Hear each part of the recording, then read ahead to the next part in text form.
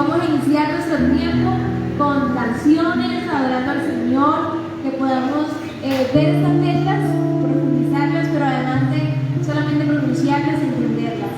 Así que los invito a que cantemos, que adoremos al Señor, que podamos agradecer y descansar en quién es Él, porque solo en Él tenemos nuestra paz y nuestra esperanza.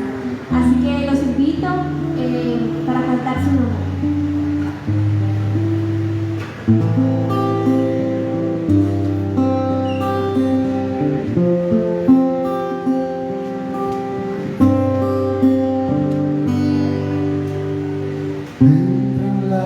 Presencia del Señor con gratitud y adoraré de corazón.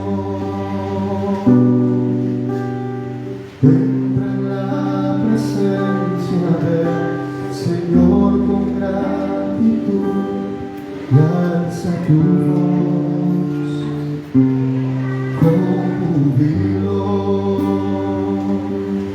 La gloria y honra y alabanzas al Señor, oh Cristo, no recibo.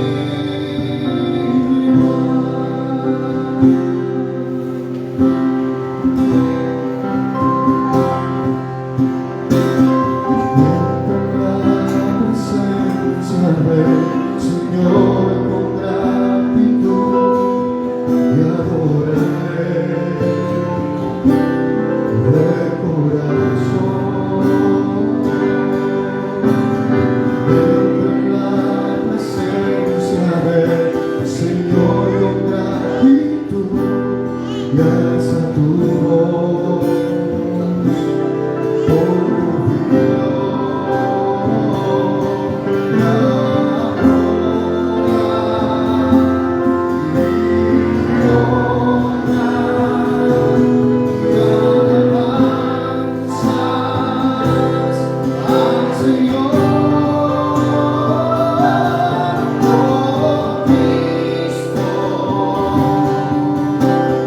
No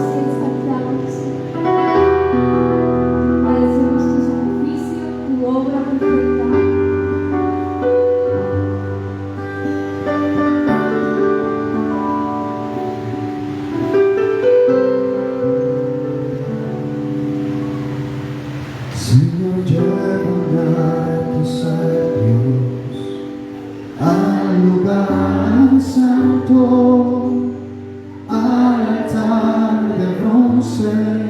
Señor, tu rostro quiero ver.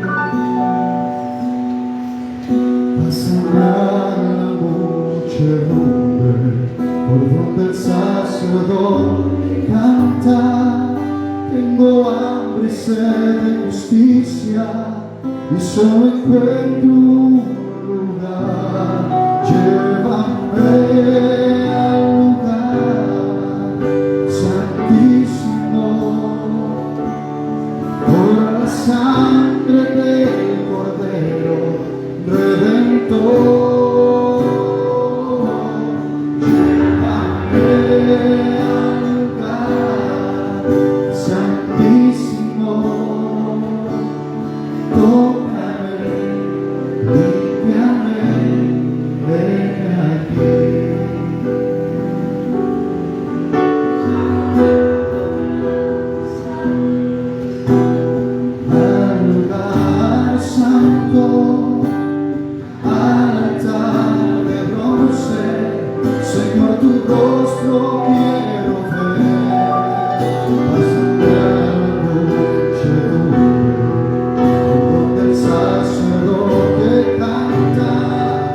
Tengo hambre y sed de justicia y solo encuentro un lugar.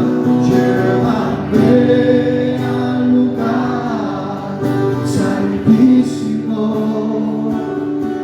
por la sangre del Cordero Redentor.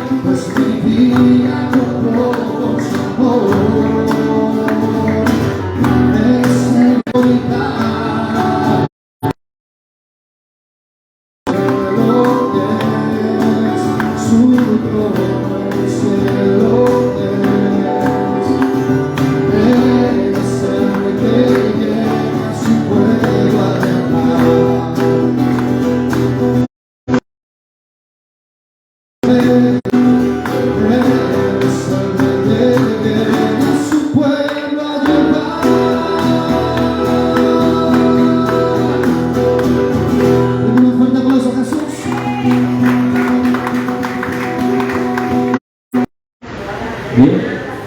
¿Se escucha bien? ¿Sí? Qué bueno.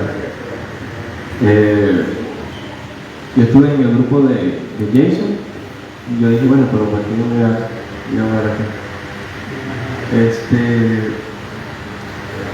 Vamos a hablar del capítulo 7 como ya se ha hablado en las clases hoy con Víctor y Jason.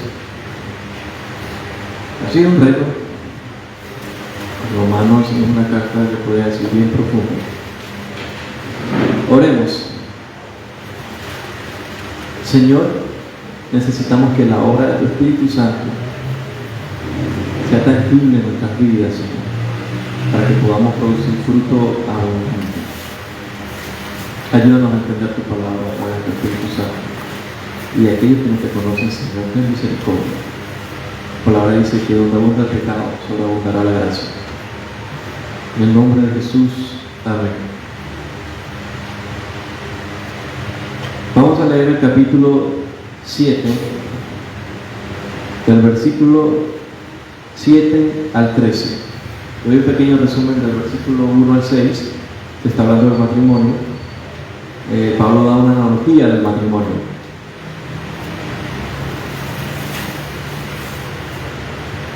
Comienzo. Vamos a decir por esto que la ley es pecado. De ninguna manera. ¿Por qué Pablo comienza una vez diciendo, vamos a decir que por esto la ley es pecado? Porque Pablo está hablando de que la ley está muerta y empieza como a decir, a tirarle duro a la ley. Y si nos acordamos, Pablo, él tuvo el tupé de decir, y realmente fue así, era romano, judío, y además fariseo, de la religión más fuerte entre los judíos, criado, además dijo, criado a los pies de Gamaliel, no es cualquier loco, sino Gamaliel.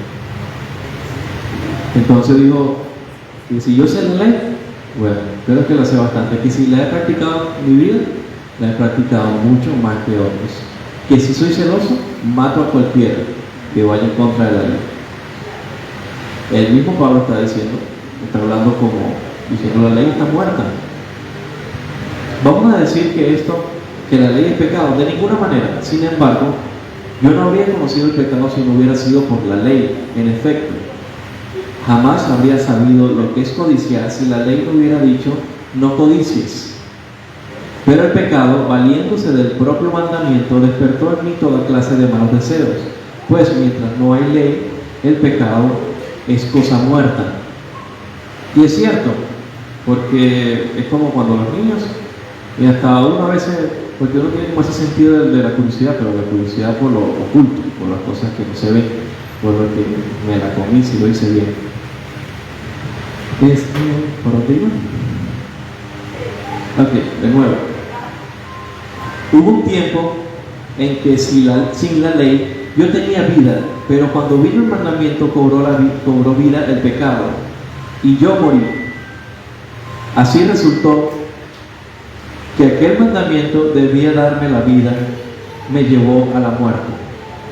Porque el pecado, aprovechándose del mandamiento, me engañó. Con el mismo mandamiento me dio la muerte.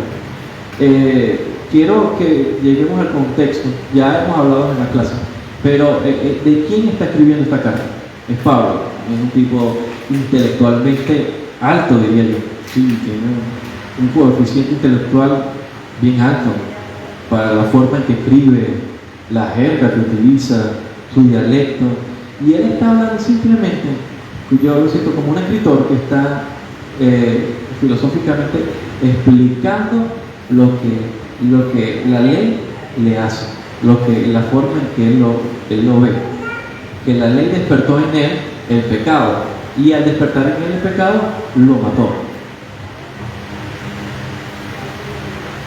Porque simplemente pudiera decir, la ley es mala, pero no profundizar casi un montón de versículos explicando sobre la ley. En resumen, la ley en sí misma es santa. Y fíjate, de repente está hablando que es mala y después regresa y dice, pero es buena. Y el mandamiento es santo, justo y bueno. Pero entonces, esto que bueno habrá de llevarme a la muerte, de ninguna manera. Lo que pasa es que el pecado, para demostrar que verdaderamente es pecado, me causó la muerte valiéndose de lo bueno. Así, por medio del mandamiento quedó demostrado lo terriblemente malo que es el pecado. Sabemos que la ley es espiritual, pero yo, en mi condición humana, estoy vendido como esclavo al pecado.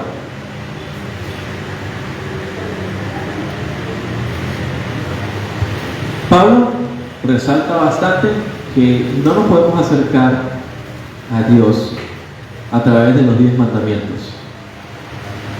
Pero dice que los 10 mandamientos en sí son buenos. Pero nosotros no podemos hacerlo. No tenemos la competencia ni la habilidad. Hay una frase que he escuchado bastante aquí que dice, ¿te sientes capaz? ¿Eres capaz? Bueno, no eres capaz. No somos capaces de hacerlo.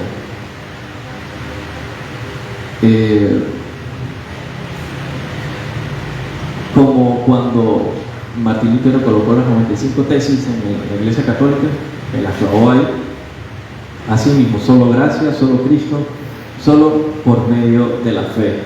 Y a veces nosotros mismos, en la institución evangélica, o nosotros mismos, como puede ser jefe de familia, X, los que estén a cargo de cierto grupo, intentamos que las reglas se cumplan, pero cuando entendemos que realmente es a través de la gracia, yo creo que la forma de ver este método en cómo hacer que la otra persona haga eso es distinta, y Pablo nos los empieza a explicar aquí. La ley nos muestra lo que debemos hacer, pero no nos ayuda a hacer lo que nos manda. Es como algo incongruente, pero sí es así, porque la ley es como una señal, como que te dice, como cuando usted está conduciendo y tú ves la señal que dice curva peligrosa. Bueno, si tú te das la gana de pisar hasta fondo, ese es tu problema. Si vives o mueres, tú pisaste a fondo, pero ahí te dieron la señal. Pero el detalle es que, bueno, tal vez el que está conduciendo le encanta la velocidad y dice, yo sí puedo. Así mismo, por ejemplo, no, yo sí puedo. Yo estoy con esa mujer, la otra, ¿cómo es que es? Mozo, ¿cómo dice mozo? Aquí, allá, tal, el amante, el mozo. Y yo pensé, porque para en Argentina mozo es el que sirve, el del restaurante dice la moza, que será la moza. Pero entonces, y lo he escuchado mucho, y dicen, no, yo me la comí, no me vieron, ¿qué tal? Llevo como 5 años y eso no me pillan. Igual de la mujer. Entonces, igual, por ejemplo, de nuestro carácter, la vida, la mentira, muchas cosas que decimos, no, es que no es tan mal, pero me la estoy comiendo. Pero intrínsecamente nosotros nacimos de fábrica, tenemos una conciencia impuesta. Si yo le hablo a un niño que nunca se le ha hablado de Dios y no sabe, ni siquiera se le ha dicho robar es malo o robar es bueno, y yo le digo, toma eso, pero lo obligo, él algo lo va a frenar, 100% seguro. Y hay estudios.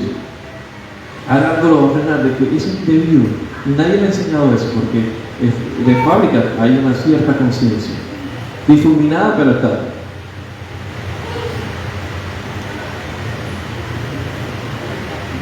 Lo que aquí, cuando dije, la ley nos muestra lo que debemos hacer, pero no nos ayuda a hacer lo que nos manda. Romanos 7, en el versículo 4, del 4 al 6.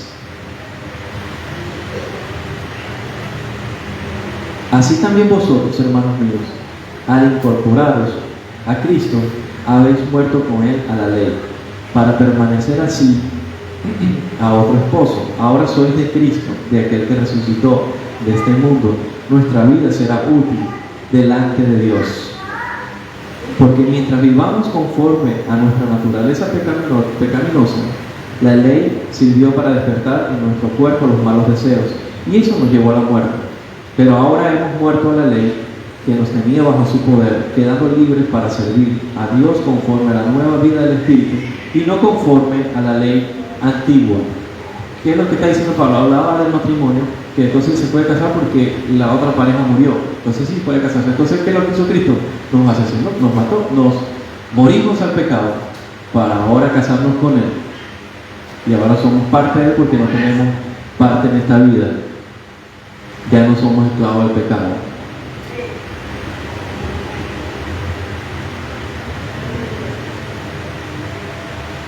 La esposa no se puede separar del marido hasta que éste muera, pero al morir sí. Según la analogía de la carta paulina, Pablo expresa que Dios nos mató para resucitar con Cristo. En sí, Dios terminó nuestra liga.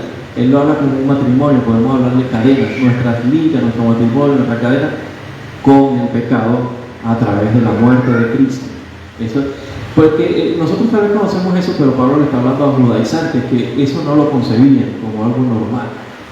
Como la otra vez que en la enseñanza del viernes, en la casa de Jason, se tocaba ese tema porque para nosotros es como común. Cristo, porque la Semana Santa habla que murió, que resucitó, en las películas, Cristo como cabello blandito, y hizo un montón de cosas aquí para allá.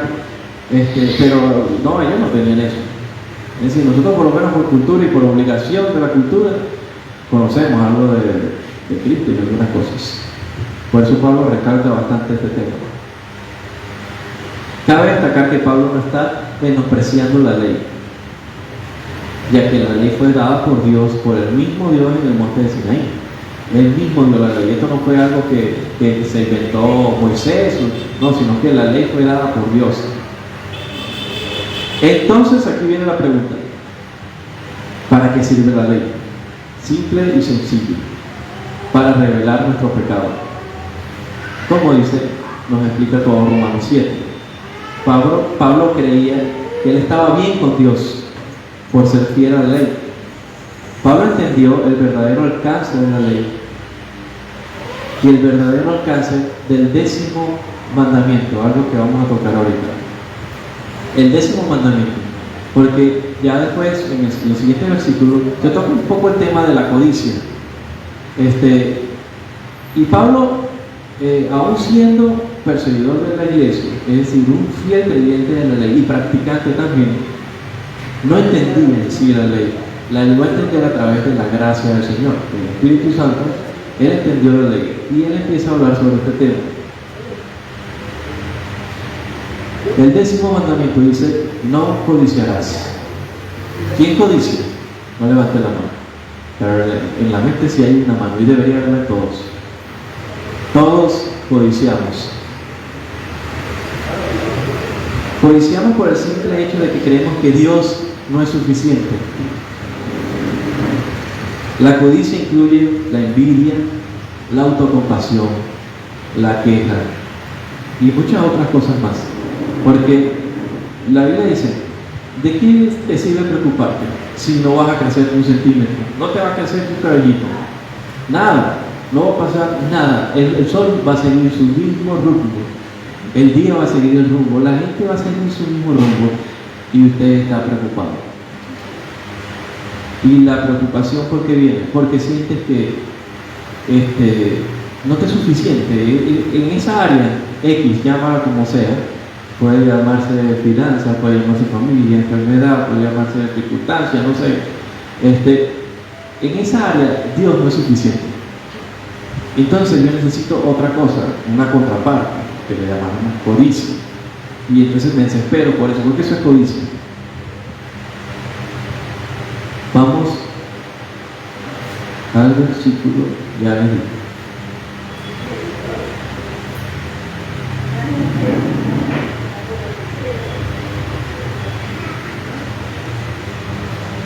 Aquí en el 14 dice, sabemos en efecto que la ley es espiritual, pero yo soy meramente humano. Estoy vendido como esclavo al pecado. No entiendo lo que me pasa, pues no hago lo que quiero, sino lo que aborrezco. Es decir, codicio lo otro. Aún no quiero esto, pero lo codicio. Y eso me hace preocuparme, eso me hace amargarme, eso me hace estar triste, eso me hace tener envidia, eso me hace tener autocompasión, eso me hace quejarme por el simple hecho de ese segundo, de ese 10º mandamiento. Y la Biblia dice, le dijo Jesús, si tú, le dijo al rico, que le dijo, yo cumplo todos los mandamientos. Bueno, pero deja tu tesoro y sígueme. Esa parte no, eso sí no, porque esa es la que con mucho esfuerzo. No. Y uno dice, no, ese tipo es, sí, ¿verdad? Pero yo creo que si Dios nos pide cierta área, que Él sabe cuál, ahí esa parte no. Por ahí sí no se meta. Y Dios dice, si uno rompe un mandamiento, ya rompió todos los demás. Porque los mandamientos son como un sándwich. Aquí tengo, honrarás a Dios sobre todas las cosas. Hasta el 10º mandamiento, el jamón, el queso, lo que usted le quiere echar. Y entonces en el último pan dice, no codiciarás. Entonces cuando tú codicias, ya se perdió la forma del sándwich, ya se perdió todo. Usted no importa. Entonces, ¿por qué menciona la codicia? Porque es como inalcanzable. Usted va como una escalera y, ay, sí, yo te ahorro, Señor. Pero codicia, bajé otra vez. Y yo hago esto, y Señor, otra vez. Y bajé otra vez. Y nos golpeamos una y otra vez contra la misma roca. He dividido el capítulo 7 en 2 partes. La segunda parte, vamos por la segunda parte. Le llamé del dicho al hecho hay mucho trecho. Esa no la sabemos, ¿verdad? Sí. ¿Qué significa eso? Si le ha pasado mucho, ese tipo o esa tipa no tiene palabra. Y dice eso, pero mira cómo lo que hace. Del dicho al hecho hay mucho trecho. No, es una distancia pero inmensa. Y es abismal. Hay una canción de Celular Número que dice, no es como yo, Él es santo y es perfecto. Es sublime y es eterno. No se parece, no hay comparación. Y de verdad, cada vez que nos comparamos a Cristo, yo creo que nos alejamos más y más y más. Y la distancia es grandísima. Eso mismo, del dicho a lo que yo digo, a lo que yo hago, hay mucho trecho, porque lo que yo hago es mostrar a Cristo y su amor. Y a veces eso no pasa así. Entonces, tristemente, naturalmente, somos seres incongruentes. Sabemos lo que debemos hacer, pero no hacemos lo que debemos hacer. Todos sabemos que hacer el bien es mejor que hacer el mal. Díganme que no. Los políticos lo saben. Ellos saben que es mejor venir aquí y repartirle comida a los que no tienen, porque ellos saben que eso le agrada a las personas, como mueve su corazón. Nos encanta ser altruistas, ser gente que nos vea como gente buena. Cuando uno vea, por ejemplo, ahorita me ha parecido mucho, ¿cómo que se llama? Egipto. Ella, la tipa, que sí, para Egipto. Siempre parecía que aquí, que está. Bueno, vino la hija de Donald Trump cuando hicieron el evento ahí en la frontera. Ella hizo y repartió comida y todo el mundo queda hermoso. Eso es ser altruista. ¿Cuál es la otra palabra que utilizan para los ricos que dan mucho dinero? No me acuerdo. No, hay una palabra, pero es decir, que conscientemente sabemos que al público y en la imagen pública es mucho mejor hacer el bien que el mal. Es decir, mostrarnos como bueno es mejor. Hasta la gente, los psicópatas, los asesinos más grandes, Ted Bundy, toda esta gente de Estados Unidos que hay series y todo eso que han matado, asesinos seriales, normalmente tienen un perfil social excelente. Son muy buenos vecinos, son muy buenas personas, son muy buenos padres, son muy buenos hijos. pero por dentro están podridos. Ellos conscientemente saben que mostrar bondad es mejor que ser malo directa, así, abierto. Lo que les dije, nosotros nacemos como hechos de fábrica con cierta conciencia que utilizamos para otros motivos. Nos gusta aparentar que somos humildes, que somos grandes altruistas. Hay una frase de un escritor del siglo XVI, del siglo XV, que dice así: la hipocresía es el homenaje que el vicio le rinde a la virtud. La hipocresía es el homenaje que el vicio le rinde a la virtud. Es decir, los hipócritas, las personas que intentamos o que queremos aparentar, simplemente lo que estamos haciendo es que nuestras maldades le están rindiendo homenaje a la virtud que supuestamente intentamos simular. Es como decir que, bueno, una obra de teatro, porque de ahí viene la palabra hipócrita. Nuestra vida es una obra de teatro, un ensueño, pero cuando la ley y Cristo viene a nuestras vidas, nos muestra la cara y nos quita esa cara de hipócrita y dice que estás mal, pero terriblemente mal. Voy a leer Romanos capítulo 7, del 14 al 25. Vamos a tratar de entenderlo un poco.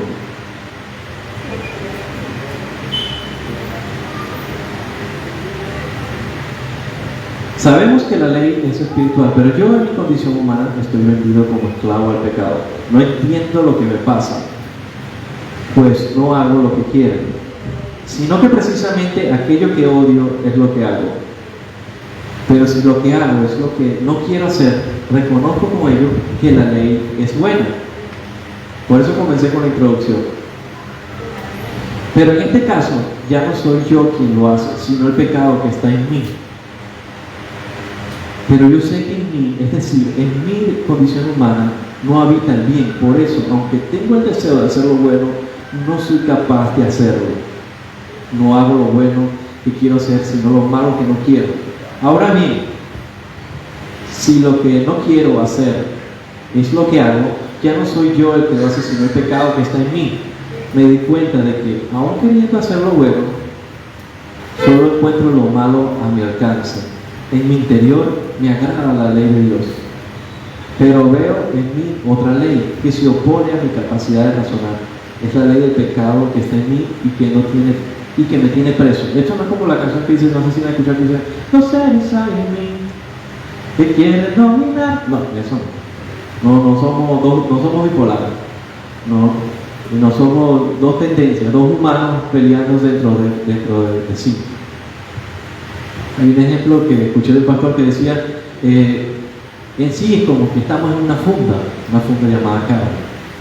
Y esta funda, por naturaleza, tiene sus deseos, los cuales luchan contra mi mente, pero no son dos seres. Es decir, que no escuchen esa canción. Desdichado de mí, ¿quién me librará del poder de la muerte que está en mi cuerpo? Solamente Dios, a quien doy gracias por medio de nuestro Señor Jesucristo.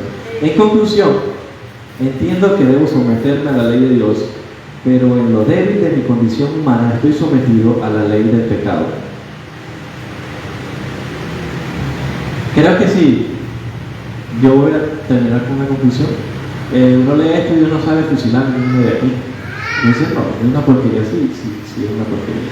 Pero después en el capítulo 8, así que no se lo pierdan, la siguiente enseñanza Dios va a hablar Pablo va a hablar sobre la justificación, sobre ese beneficio, de que hemos sido justificados en Dios y que ahora somos aceptos en el amado.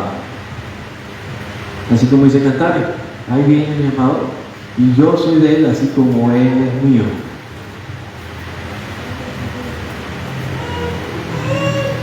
Concluyo con esto. Un comentario que leí de un teólogo británico que escribió esto.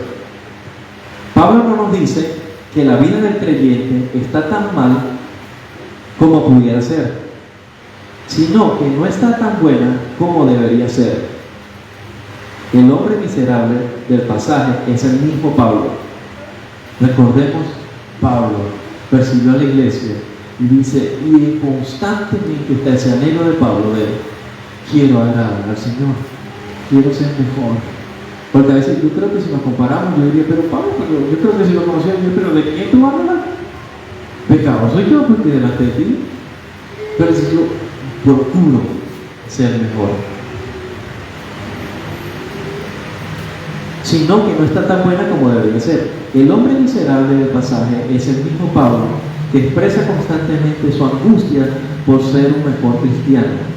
Creo que lo que Pablo está diciendo no es que los cristianos viven una derrota continua, sino que ningún cristiano vive una victoria continua. La forma natural en que un cristiano debería reaccionar es así: yo amo la ley y deseo cambiar para no deshonrar a mi Señor.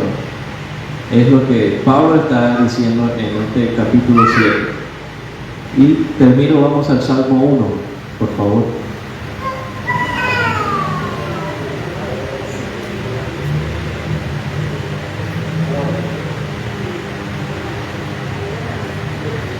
¿Lo tienen?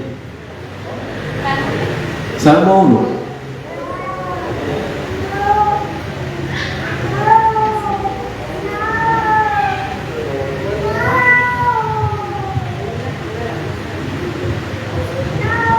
El deseo saludable y natural de un cristiano que tiene a Cristo no es estar en una continua lucha contra el pecado, es estar en una continua lucha contra sí mismo para agradar al Señor, porque tiene un deseo continuo durante la vida que el Señor nos permita vivir de agradarle y de amar su ley y de aborrecer el pecado. Feliz el hombre que no sigue el consejo de los malvados, ni va por el camino de los pecadores, ni hace causa común con los que se burlan de Dios, sino que pone su amor en la ley del Señor y en ella medita noche y día. Es como un árbol plantado a la orilla de un río, que da su fruto a su tiempo y jamás se marchitan sus hojas. Todo lo que hace le sale bien. Con los malvados no pasa lo mismo, pues son como la paja que se lleva el viento. Por eso los malvados caerán bajo el juicio de Dios y no tendrán parte en la comunidad de los justos. El Señor cuida el camino de los justos, por el camino de los malos lleva el desastre. Mis hermanos, espero que no salgan fusilánimes ni cabizbajos, sino más bien con ese deseo ferviente de cambiar por amor a Cristo, por el amor que hemos conocido de Cristo. Y aquellos que no conocemos a Cristo, que no tenemos o que no tengan ese deseo de cambiar continuamente, les oro al Señor para que el Espíritu Santo sea llegando a sus vidas. Oremos. Gracias, Señor, por esta enseñanza. Ayúdanos, Señor, a ver tu ley como un regalo, como eso que tú nos has puesto, Señor, tanto para cuidarnos como para hacer las cosas bien. Te pedimos, Espíritu Santo, que la obra que estás haciendo en nuestras vidas, Señor, sea tangible y que podamos ser un reflejo del amor de Jesús con nuestras acciones, con nuestros pensamientos y hasta con nuestras intenciones. En el nombre de Jesús. Amén. Señor Víctor.